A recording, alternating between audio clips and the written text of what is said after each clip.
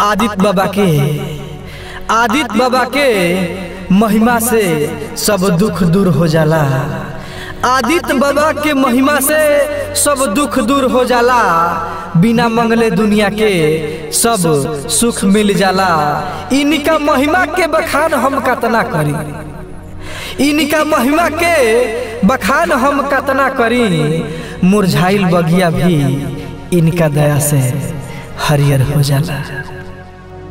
पुआ ठेकुआ पाके लागल, पुआ ठेकुआ पाके लागल, छठी माई के गीत सुनाए लागल। पुआ ठेकुआ पाके लागल, छठी माई के गीत सुनाए लागल। सास पतोही ननद भौजाई घाट पे जाए लागल। नाचता केहू गावता, हाँ नाचता केहू गावता। हऊ छोटका के देख कान्ही पे उख लेके झुमू झुमू जाए लागल।